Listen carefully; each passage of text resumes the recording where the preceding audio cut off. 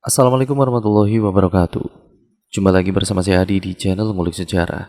Dan pada video kali ini saya akan kembali lagi membacakan suatu kisah misteri. Kali ini berjudul tentang sebuah kisah merias di Desa Mati. Cerita kali ini ditulis oleh Arin Riani yang berasal dari Wattpad ya teman-teman. Nantinya kalian juga bisa mengunjungi thread beliau secara langsung. Yuk, daripada kita lama-lama, daripada kita penasaran bagaimana kisahnya, mari kita langsung saja menuju ke ceritanya. Namun sebelum itu, untuk kalian yang belum subscribe channel ini dan nyalakan tombol lonceng notifikasinya agar kalian tidak ketinggalan video terbaru selanjutnya dari channel ini. Yuk, mari kita langsung saja daripada kita lama-lama, kita mulai ceritanya.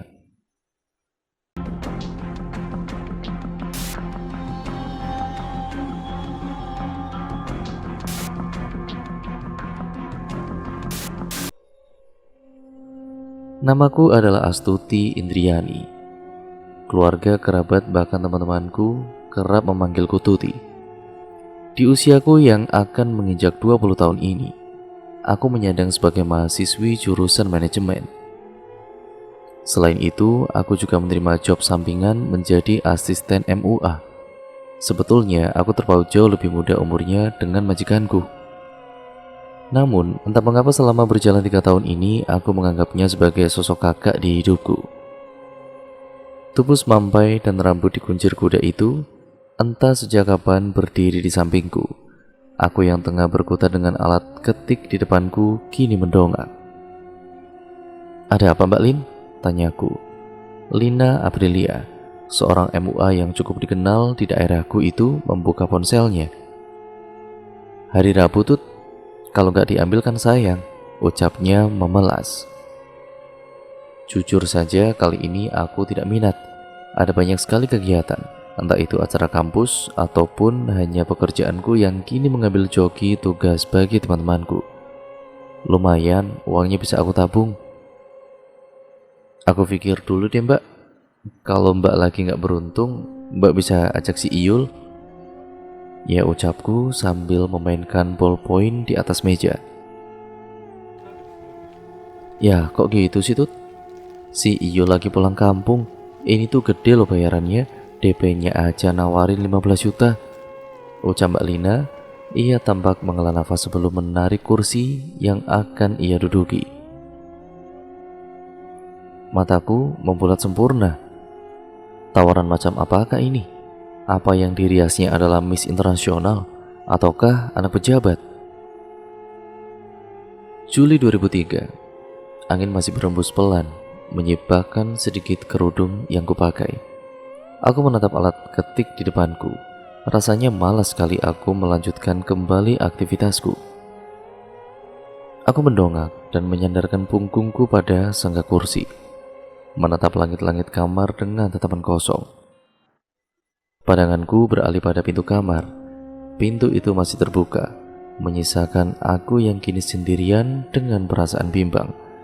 Pikiranku masih berkecamuk dengan pembicaraan Mbak Lina di beberapa menit yang lalu.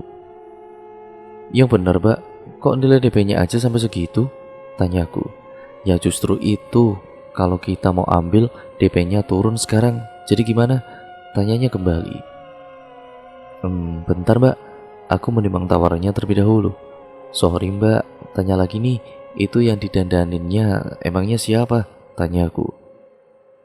"Katanya sih anaknya Mbak Ajeng, tapi kita kesananya harus tepat malam Rabu Tut. Lokasinya di kaki Gunung Halu, Deso Kadung Kiri," ucap Mbak Lina tampak antusias dengan penuturannya. Alisku bertaut. "Kenapa harus tepat malam Rabu Mbak? Bukannya malam Rabu itu malam satu suro ya Mbak?" tanyaku. "Loh, lah emang kenapa? Gak apa-apa kan? Mau malam apa aja, lagian jangan terlalu percaya sama tahayul Tut. Kita ini kan udah di Jakarta. Bahkan waktu transmigrasi kamu aja udah mau 17 tahun. Kok masih aja percaya?" ucapnya ketus sambil memainkan ponsel. Aku terdiam, butuh beberapa waktu untuk mencerna kalimatnya. "Aku izin dulu deh Mbak, nanti malam aku kabarin lagi ya Mbak," ucapku ragu. "Bener ya, Mbak pulang dulu nih."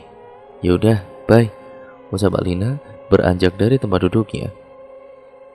Aku terdiam, lama-lama rasanya pusing juga memikirkan hal itu. Tiba-tiba hawa di kamar mendadak berubah, bahkan tengkuku juga ikut meremang. Aku menepi semua perasaanku. Semoga saja gak ada apa-apa ya Allah. Ucapku kembali menghadap komputer, jariku menari di atas alat ketik. Tapi pikiranku kini masih berkelana, mencari-cari alasan apa yang akan aku katakan pada ibu dan juga bapak saat aku minta izin nanti. Lembayung senja mengelayut manja di atas sana. Langit sudah mulai temaram, kini aku bergegas membereskan semua alat belajarku. Aku menghela nafas sesaat, sebelum akhirnya aku menyambar handuk yang digantung di balik pintu. Aku mengedarkan pandangan saat aku menapaki anak tangga terakhir. Hanya sunyi yang kudapat. Biasanya aku akan mendapat teriakan heboh adik-adikku saat bermain game PS-nya di lantai bawah. Aku segera melangkahkan kaki menuju kamar mandi di dekat dapur. Langkahku terhenti saat melihat punggung wanita parubaya yang kini sedang setia menggoreng ikan di atas wajan. Ya, itu adalah ibuku. Senyumanku terbit saat melihat kerupuk udang di atas meja dengan sambal hangat yang baru saja diangkat dari penggorengan. Aku berjinjit lalu mencoelkan kerupuk udang itu pada sambal di sisinya. Udah gede, makannya kok berdiri terus Induk? Ucap ibuku masih setia dengan kegiatan memasaknya. Hehe, ibu tahu aja. Iya nih, aku duduk, ucapku sambil menarik kursi. Jangan dibiasain Tondo, ndak bagus, ucap ibu yang kini berbalik sambil membawa piring berisi ikan goreng lezat di atas meja. Iya bu, iya. Dua bocah gembul pada kemana toh bu? Tanyaku. Ikut pengajian sama bapak, ucap ibu yang kini menatap piring. Aku hanya manggut-manggut.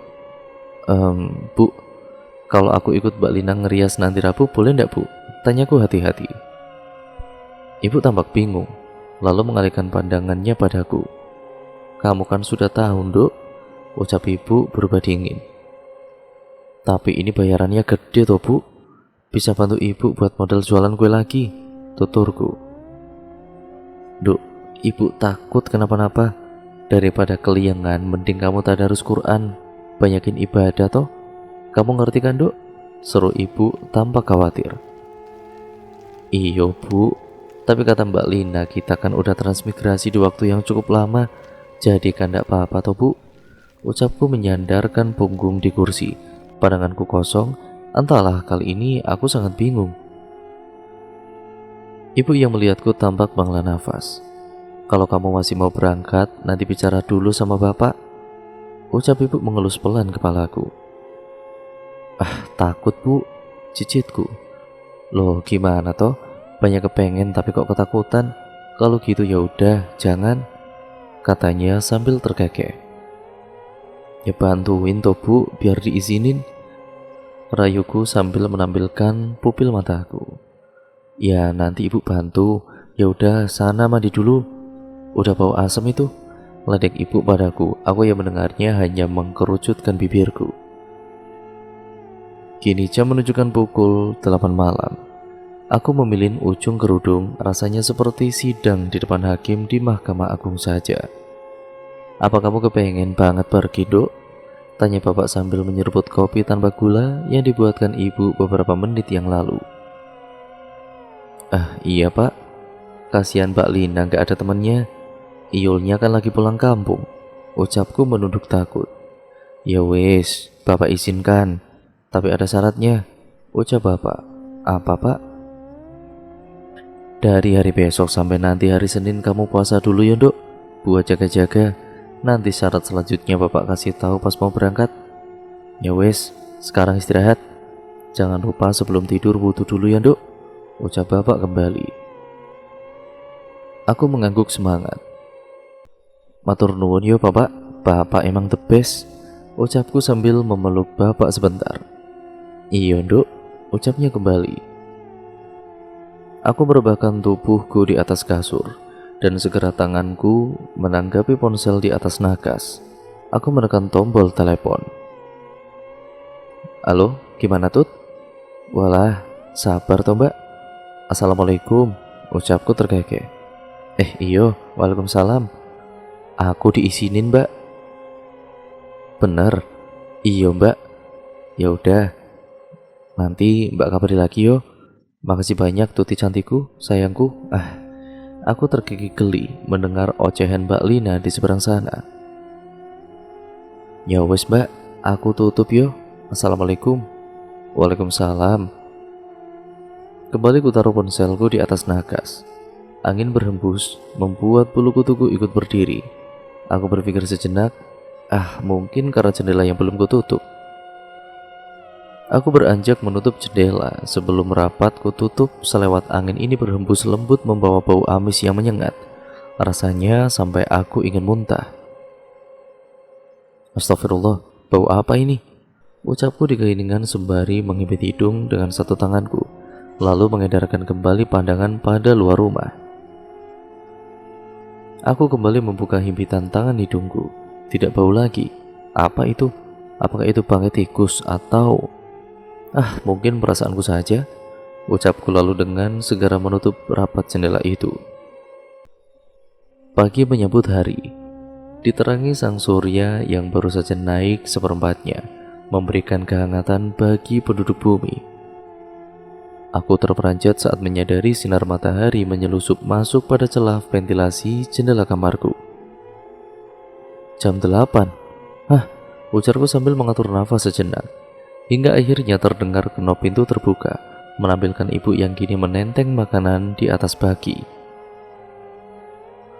Perawan tidurnya kok kayak kebo, cibir ibu sambil melihatku yang masih menggeliat dengan separuh kesadaran.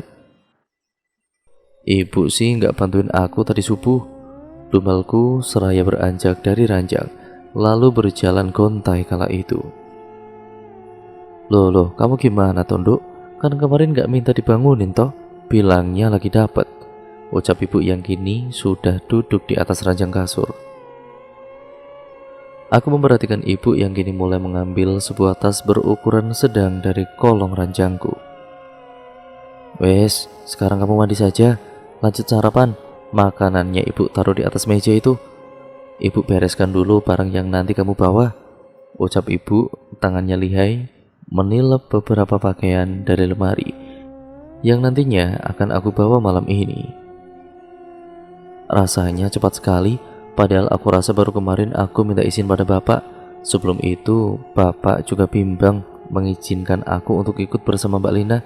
Pasalnya kemarin setelah aku buka puasa, aku dapat jadwal bulananku. Sebenarnya, aku juga was-was. Kisah akan malam satu suro itu kan masih lekat di kehidupan kami.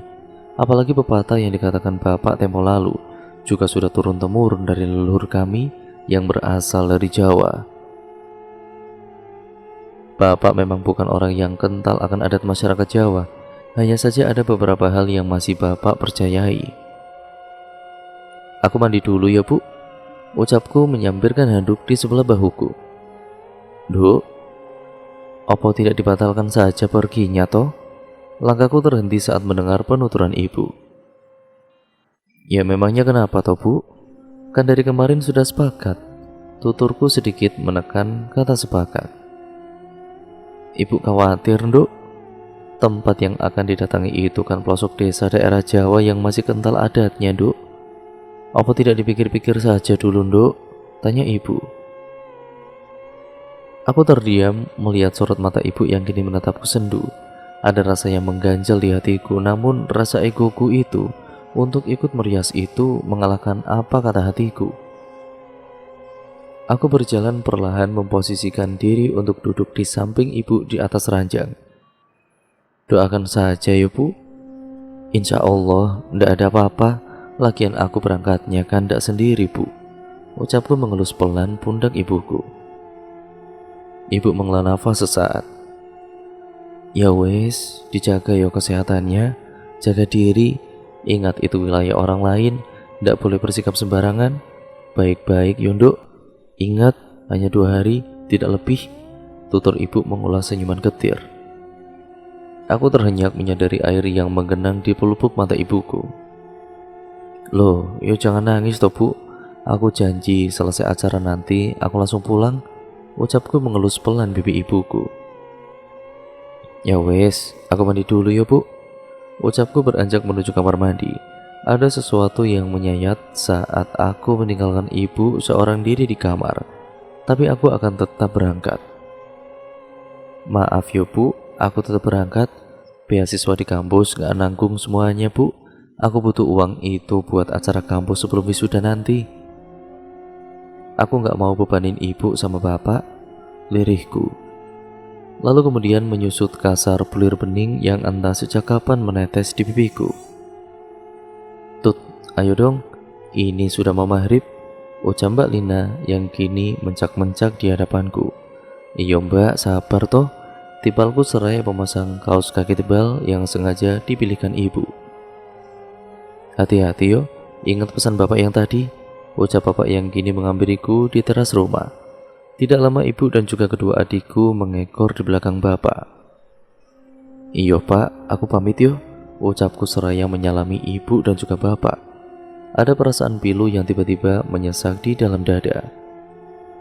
Mbak berangkat yo dek, ucapku berganti pada kedua adikku yang kini masih mematung di tempat. Mbak janji yo bakal pulang. Adik tunggu hadiah robotnya dari mbak, ucap si bungsu yang sembari mengecup punggung tanganku. Iyo mbak janji juga bakal nanti beliin buku novel yang diminta Yuda ya, jawabku kini melirik pada adik pertamaku. Aku mengusap pelan rambut kedua adikku. Ya wes, mbak berangkat dulu ya. Pak, bu, aku berangkat yo. Assalamualaikum. Ucapku kemudian menyalami keduanya lalu beranjak naik pada sepeda motor milik Mbak Lina. Iya, hati-hati Yonduk. Waalaikumsalam. Semilir angin malam mampu membuat bibirku bergetar perlahan. Ternyata lumayan dingin sekali malam ini. Kamu tuh Tut, pamitnya kayak mau pergi bertahun-tahun saja, ucap Mbak Lina memecah keheningan di perjalanan. Hehehe, kan pamitan itu wajib mbak. Di keluargaku, mau perjalanan jauh ataupun dekat pun ya akan tetap seperti itu pamitannya. Itu menandakan bahwa kita hormat mbak. Kita juga dibarengi doa di setiap langkahnya, tuturku. Iyalah mbak juga ngerti Tut. Maklumlah anak rantauan pencari dolar kan gini. Mbak jarang pulang ke rumah. Paling-paling ya paling hari besar saja, ucapnya terkekeh. Ada semburat pilu dari ucapan Mbak Lina. Aku ikut merasakan kesedihannya. Aku ingat betul saat Mbak Lina mulai bercerita dengan bercucuran air mata kala itu. Ia berjuang sendiri di Jakarta, merantau hingga kini sukses menjadi MUA, dan itu semua tidak luput dari jerih payahnya untuk membiayai keluarganya yang kini terlilit hutang karena perusahaan kedua orang tuanya yang mulai bangkrut. Aku menepuk pundak Mbak Lina pelan. Sing sabar yo mbak, nanti kalau mbak udah ngerasa cukup dan semuanya sudah beres dan sukses, mbak bisa kumpul lagi bareng keluarga mbak. Iyo, amin. Makasih yo Tut. Udahlah, kita nggak boleh galau. Kita kan ada job ini, ucap Mbak Lina. Iya, ayolah mbak, semangat. Tidak terasa perjalanan kini sudah mulai memasuki area jalanan yang sepi. Mbak, panggilku. Ada apa Tut? Kok sepi gini mbak? Bener ini jalannya? Bener Tut. Tuh di maps aja bener kok kesini. Mbak, ini udah jam 8. Apa nggak sebaiknya kita cari masjid dulu? Ucapku sambil mengitari pandangan, berharap ada pemukiman warga. Bentar lagi Tut, di maps ada rest area di depan jalan sana. Kita butuh 15 menit nyampe sana. Aku percepat yuk. Kamu pegangan, ucap Mbak Lina yang membuatku sontak mengeratkan peganganku pada jaket tebalnya. Nah, itu Tut. Aku parkirin dulu motornya, ucapnya. Aku mulai turun menyambarkan ranselku di sebelah bahu kanan. Aku mengitari sekitarnya. Biasanya rest area yang banyak aku temui di perkotaan akan terlihat ramai dengan rombongan yang mampir beristirahat. Bukan hanya itu, perbedaannya juga terlihat jelas kentara saat ini. Tempat yang luas namun sepi, hanya ada musola kecil dengan kamar mandi di ujung sana. Juga warung yang mungkin sudah bertahun-tahun berdiri. disangga dengan kayu lapuk yang mungkin termakan usia. "Permisi Pak, saya mau teh hangatnya 2," ucap Mbak Lina pada saat kami duduk di sebuah kursi reot di depan warung. "Siap Dok, sebentar yo," ucap si bapak parubaya. "Ini Dok tehnya," ucapnya meletakkan 2 cangkir teh hangat yang masih berkepul asap. "Terima kasih Pak," ucap kami. "Kalian pada mau kemana toh? Malam-malam begini kok masih keliengan?" tanya bapak penjaga warung. "Oh ini Pak, kami mau ke desa Kadung Kiri," ucap Mbak Lina tersenyum ramah. Bapak penjaga warung itu langsung menoleh pada sekitarnya. "Dok, kalau boleh Bapak sarankan, mendingan kalian pulang saja. Bahaya Dok, mumpung masih di sini," ucapnya tampak berbisik dan hati-hati. "Loh ya kenapa Pak?" tanyaku.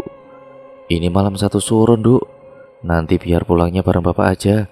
Bapak pulang sekitar jam 10-an. Kalian bisa istirahat dulu di musola sana," ucapnya tampak khawatir. Perasaanku tiba-tiba menjadi tidak enak. "Ah Pak, gak apa-apa kok, lagian kan kita cuman mau merias saja," tepis Mbak Lina. Ia tampak terkekeh mendengar penuturan bapak penjaga warung. "Bahaya Dok, bahaya." "Gak apa-apa Pak, saya yakin. Percaya saja sama saya." "Terima kasih ya Pak atas tawarannya. Ini uang untuk bayar tehnya Pak," ucap Mbak Lina menyodorkan uang lembar berwarna biru. "Kembaliannya ambil saja Pak," ucapnya kembali. "Terima kasih Dok. Bapak harap kalian tidak apa-apa. Semoga kalian lancar yuk Dok. Gak jauh lagi tempatnya, paling sekitar setengah jam perjalanan saja," ucap bapak itu. Kemudian ia merogoh sesuatu dari dalam kantung celananya yang masih lusuh. "Ini bawa yo," ucapnya menyodorkan sebuah tasbih kecil pada kami. "Ah, gak perlu Pak," tolak Mbak Lina hati-hati. Tapi aku langsung menyambarnya. "Terima kasih Pak," ucapku memasang senyum. Bapak itu tersenyum padaku. "Hati-hati Dok, ada banyak yang akan mengincar dirimu. Jangan sampai putus berdoa," ucapnya. Aku kemudian mengelum senyum. "Terima kasih Pak," ucapku, lalu beranjak dari kursi yang kududuki. "Kami pamit Pak, terima kasih. Assalamualaikum," ucapku lalu menarik pelan lengan Mbak Lina. "Waalaikumsalam warahmatullah." "Aneh banget, masih saja disambungin hal begituan," gerutu Mbak Lina. Sengaja aku hiraukan ucapannya, karena jika dijawab pasti akan panjang lagi ceritanya. "Mbak gak akan sholat dulu? Aku lagi dapet nih, tapi aku bisa nunggu Mbak di teras musola kok," ucapku mengalihkan pembicaraan. Nanti saja Tut, takut keburu malam," alasannya meraih helm di atas jok motor. Dan kemudian aku mengangguk. Kini bukan waktunya untuk memaksa Mbak Lina. Motor yang aku naiki bersama Mbak Lina kini mulai melaju dari tempat tadi.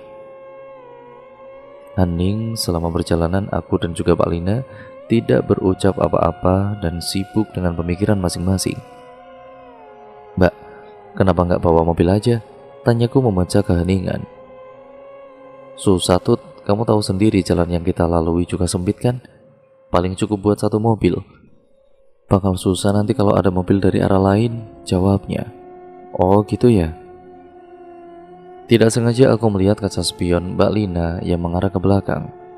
Selewat aku melihatnya, aku mengamati sosok yang terpantul di kaca spion itu. Seorang wanita mengenakan jubah putih lusuh dengan rambut panjang yang menjuntai itu berdiri di tengah jalan sepi yang tadi dilewati. Tidak diragukan lagi, itu adalah Mbak Cantik. Ayolah, bukan, itu Mbak Kun-kun. Wah, rasanya aku ingin menjerit saja. Aku mengeratkan pelukanku pada Mbak Lina sambil merapalkan beberapa doa yang aku bisa di dalam hati. "Kamu kenapa sih Tut?" tanya Mbak Lina risih kepada sikapku. "Dingin Mbak," alasanku berusaha terlihat tenang agar Mbak Lina tidak ikut panik dan takut. Atau mungkin Mbak Lina akan menertawaiku, menganggap itu halusinasi. Entahlah, yang pasti aku sedang berusaha menahan diri untuk tidak menjerit. Astagfirullah, astagfirullah. Lirikku pelan di belakang punggung Mbak Lina. Enggan untuk melihat kaca spion motor untuk kedua kalinya, apalagi menoleh ke belakang secara langsung. Bisa pingsan kalau begitu. Motor Mbak Lina memelan. Aku mengendurkan tanganku yang masih setia melingkar di pinggang ramping Mbak Lina. Kenapa Mbak? Tanyaku. Mbak mau ngambil dulu charger di tas Mbak, ini baterainya mau habis.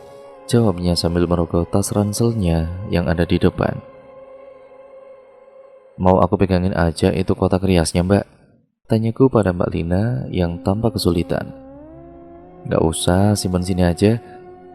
Biar gak tanggung juga kalau dipegang kamu Tut, jawabnya. Aku terdiam hingga beberapa menit kemudian motor melaju kembali. Mbak, masih jauh ya? Tanyaku kembali. Dikit lagi, jawabnya. Tidak terasa perjalanan sudah semakin dekat. Terlihat dari jauh ada sebuah gapura bertuliskan Sugeng Rawu di Desa Kadunggiri. Aku memperhatikan gapura itu, banyak sekali lumut yang menyelimuti tiang temboknya, menandakan kampung ini terlalu tertinggal di masa kini. Ya bagaimana tidak, gapura di kota maupun di kampung juga sekarang sudah banyak direnovasi menjadi menarik. Tapi lain halnya dengan gapura ini yang dibiarkan begitu saja. Sebenarnya kemana para warganya? Lama-lama aku bergidik ngeri jika terus memperhatikannya. Motor pun perlahan masuk melewati gapura itu. Sedikit sulit karena tanahnya masih merah bercampur dengan batu koral. Mbak, ini kita nanyanya kemana kok sepi begini? Tanyaku memperhatikan sekitar. Rumah bergaya joglo menderet rapi di pinggir jalan gang ini. Beberapa lampu rumah terang dengan bantuan cahaya api dari sebuah obor yang ditancap di depan rumah. Udah malam Tut, wajar saja kalau sepi. Mungkin para warga sini memang sudah tidur semua, jawab Mbak Lina seadanya. Mbak, itu ada orang Mbak, ucapku antusias melihat seorang wanita parubaya yang sedang mengangkut karung di punggungnya. Iya bentar, kita samperin. Aku turun lalu menyimpan ranselku terlebih dahulu di jok motor Mbak Lina. Assalamualaikum.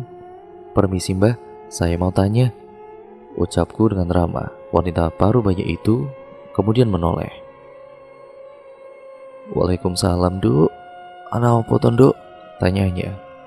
Begini Mbak, saya dan juga teman saya diundang untuk menjadi perias pengantin. Kalau tidak salah anaknya Mbah Ajeng. Apa Mbah tahu rumahnya di mana? Tanyaku. Oh, rumahnya di ujung sana, Nduk. Motor tidak bisa dibawa ke sana. Jalannya hanya jalan setapak. Hah? Aku melongo mendengar penuturan wanita parubaya itu. Jadi gimana Mbah? Motornya ditinggal di sini begitu? Motornya simpan saja di rumah Mbah, Nduk.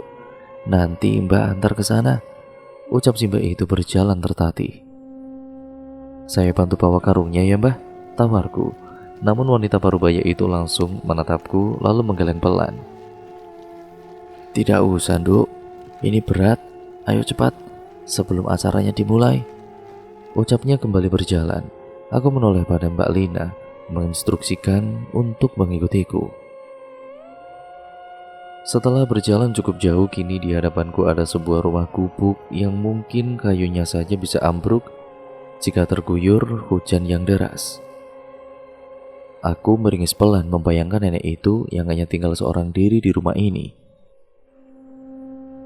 Bawa saja yang diperlukan, nanti barang yang lain simpan saja di rumah Mbah. Tenang saja, Mbah akan jaga dengan baik, tuturnya. Mbak Lina menatapku tajam. Aku mengerti Mbak Lina bukan tipe orang yang gampang mempercayai orang baru. Aku tersenyum, lalu mengelus pundaknya dengan pelan. Percaya aja Mbak, tidak apa-apa, ucapku pelan. Mbak Lina tampaknya lelah. Ia tidak memiliki lagi cara selain mengangguk dengan pasrah.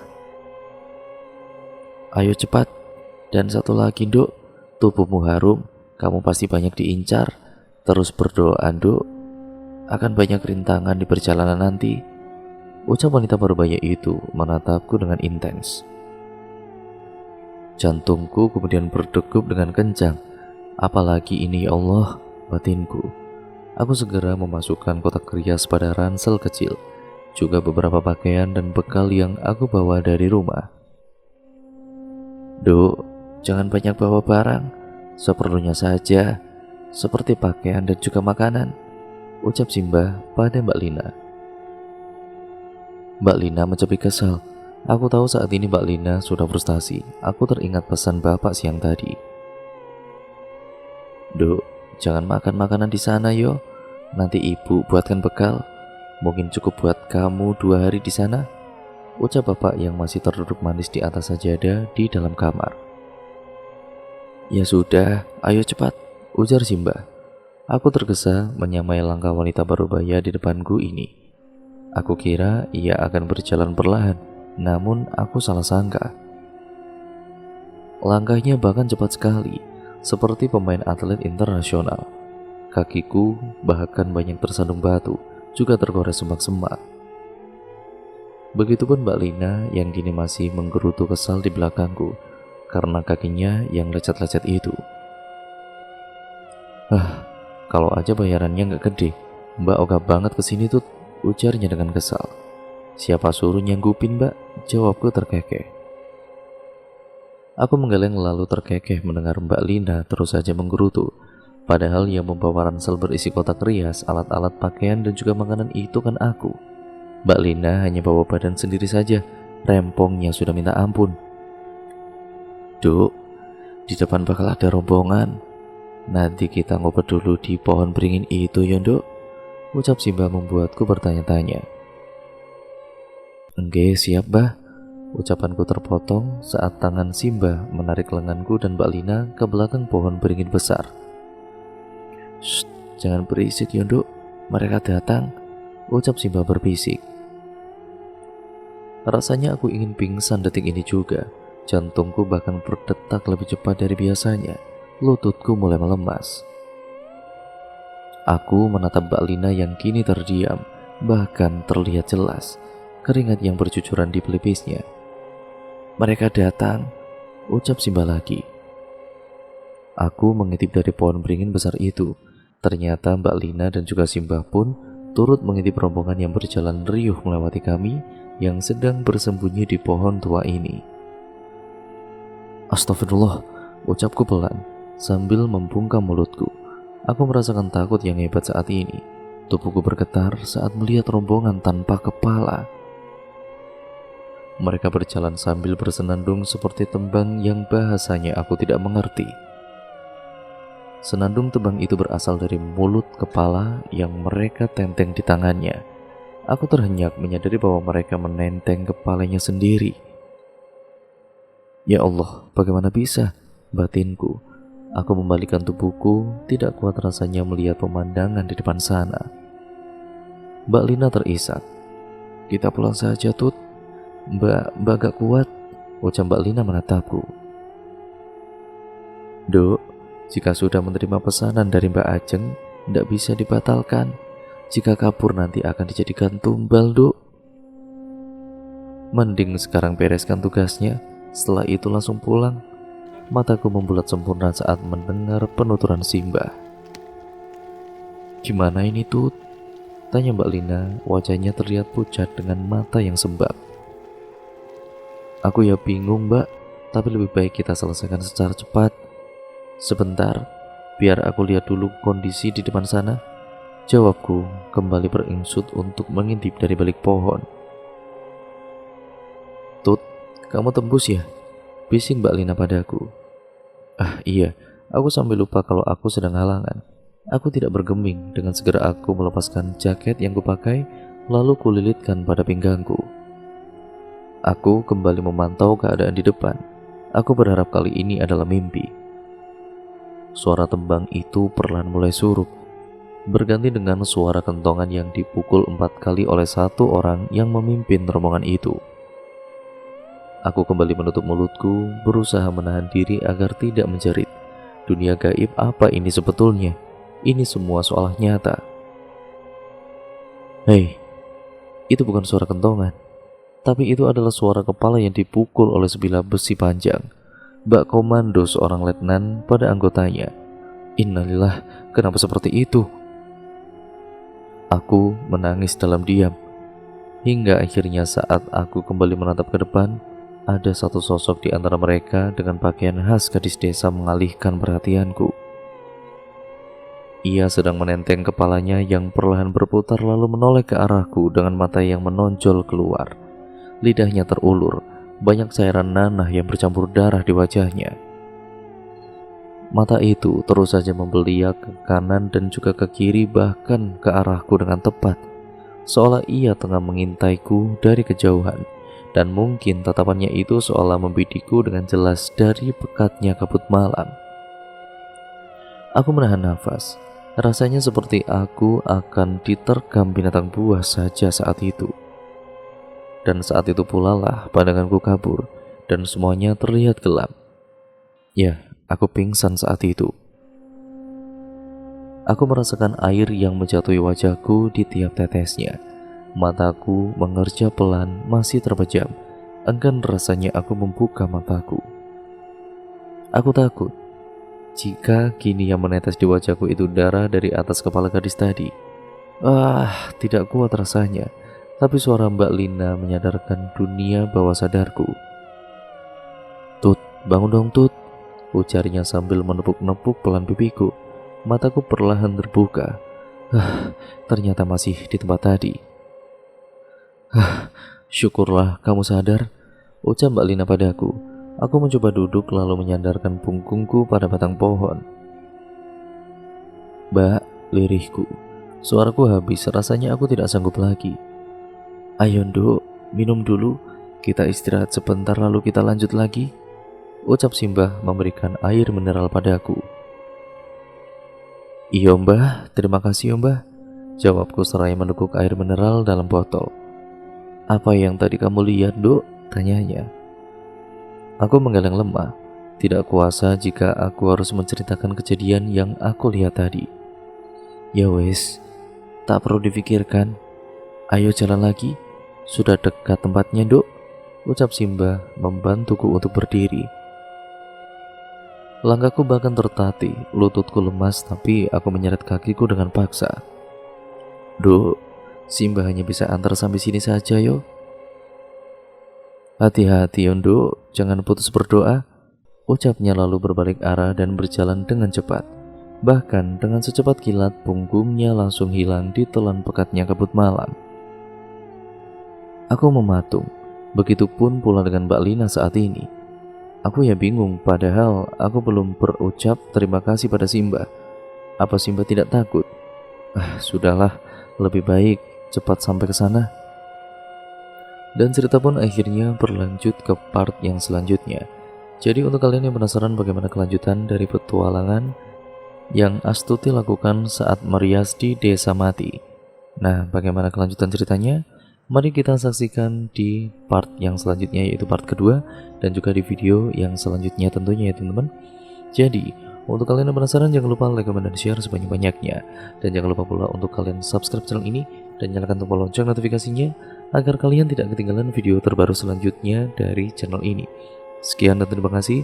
Kurang lebihnya mohon maaf. Pokoknya kelanjutan ceritanya pasti akan seru untuk kita nantikan. Jadi untuk kalian yang penasaran, tetap stay tune terus di channel ini ya teman-teman. Jangan kemana-mana. Sekian dan terima kasih. Pokoknya terima kasih atas dukungan kalian selama ini. Dan mohon maaf yang sebesar-besarnya apabila menyesal kata ataupun narasi saya mungkin kurang jelas dalam membacakan video kali ini. Saya mohon maaf yang sebesar-besarnya. Sekian dan terima kasih, video ini saya akhiri. Sampai berjumpa di video terbaru selanjutnya dan di part selanjutnya. Wassalamualaikum warahmatullahi wabarakatuh.